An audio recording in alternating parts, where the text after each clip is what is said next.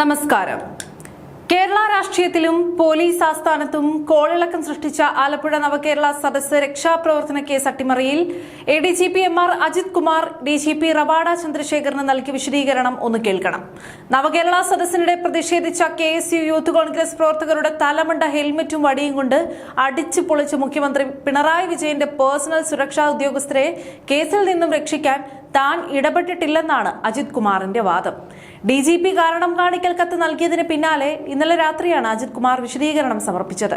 Case diary തിരുത്താൻ തന്റെ office ഇടപെട്ടു എന്ന് പറയുന്ന സമയത്ത് താൻ മുണ്ടക്കൈ ചൂരൽമല ദുരന്ത രക്ഷാപ്രവർത്തനവുമായി ബന്ധപ്പെട്ട് വയനാട്ടിലായിരുന്നുവെന്നാണ് അജിത് കുമാർ ഉന്നയിക്കുന്ന പ്രധാന പ്രതിരോധവാദം. എന്നാൽ സ്ഥലത്തില്ലെങ്കിലും ഫോണിലൂടെയും നിർദ്ദേശങ്ങളിലൂടെയും അജിത് കുമാർ ആസൂത്രിതമായി കേസ് അട്ടിമറിച്ചെന്ന് പ്രത്യേക അന്വേഷണ സംഘം DGPയെ അറിയിച്ചു കഴിഞ്ഞു. കേസ് അട്ടിമറിക്കാൻ നിർദ്ദേശം നൽകിയ സമയത്ത് താൻ വയനാട്ടിലായിരുന്നു എന്ന് പറഞ്ഞ് കൈ കഴുകാൻ നോക്കുന്ന ADGPയുടെ തന്ത്രം വെറും ബാലിശമാണ്. ADGP എവിടെയായിരുന്നാലും അദ്ദേഹത്തിന്റെ നേരിട്ടുള്ള നിർദ്ദേശപ്രകാരമാണ് അജിത് കുമാറിന്റെ ഓഫീസിലെ 2 ഗ്രേഡ് SIമാർ ആലപ്പുഴയിലെ കേസ് ഡയറി തിരുത്തിയതെന്ന് SIT നടത്തിയ അന്വേഷണത്തിൽ കൃത്യമായി തെളിഞ്ഞിട്ടുണ്ട്.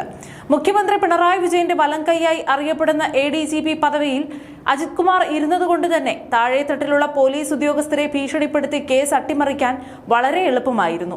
മുഖ്യമന്ത്രി മുൻപ് രക്ഷാപ്രവർത്തനമെന്ന് വിശേഷിപ്പിച്ച് ന്യായീകരിച്ച ഗൺമാന്മാരുടെയും സുരക്ഷാക്കാരുടെയും ആ ക്രിമിനൽ അതിക്രമത്തെ നിയമത്തിന്റെ മുന്നിൽ നിന്ന് രക്ഷിച്ചെടുക്കാൻ ആഭ്യന്തര വകുപ്പിലെയും DGP ഓഫീസിലെയും ഉന്നതർ എന്തുമാത്രം തരംതാണ കളികളാണ് കളിച്ചതെന്ന് ഇതിലൂടെ വ്യക്തമാണ്. SIT റിപ്പോർട്ടിൽ അജിത് കുമാറിനെതിരെ ഗുരുതര കണ്ടെത്തലുകൾ ഉള്ളതുകൊണ്ട് തന്നെ DGP റവാഡ ചന്ദ്രശേഖർ റിപ്പോർട്ട് പരിശോധിച്ച് വകുപ്പുതല നടപടിക്കായി ആഭ്യന്തര സെക്രട്ടറിക്ക് റിപ്പോർട്ട് കൈമാറാനിരിക്കുകയാണ്. അന്തിമ തീരുമാനമെടുക്കും മുൻപ് ആഭ്യന്തരമന്ത്രി രമേശ് ചെന്നിത്തല മുഖ്യമന്ത്രിയുമായി ചർച്ച നടത്തും. സസ്പെൻഷൻ അടക്കമുള്ള കടുത്ത അച്ചടക്ക നടപടികളിലേക്ക് കടന്നാൽ അജിത് കുമാറിന്റെ ഭാവിയിലെ DGP റാങ്കിലേക്കുള്ള സ്ഥാനക്കയറ്റം പൂർണ്ണമായും തടസ്സപ്പെടും. അതോടൊപ്പം കേസ് ഡയറിയിൽ തിരുത്തൽ വരുത്താൻ കൂട്ടുനിന്ന 2 ഗ്രേഡ് SIമാർക്കെതിരെയും കടുത്ത അച്ചടക്ക നടപടിയുണ്ടാകും.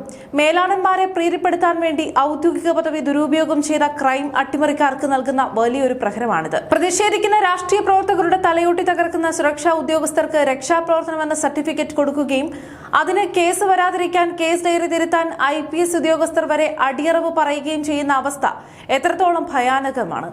നിയമത്തെയും നീതിന്യായ വ്യവസ്ഥയെയും വെല്ലുവിളിച്ച് കേസ് അട്ടിമറിക്കാൻ നോക്കിയ അജിത് കുമാറിനെ സസ്പെൻഡ് ചെയ്യുക മാത്രമല്ല ക്രിമിനൽ കേസിൽ പ്രതിയാക്കി സർവീസിൽ നിന്ന് തന്നെ പുറത്താക്കണം.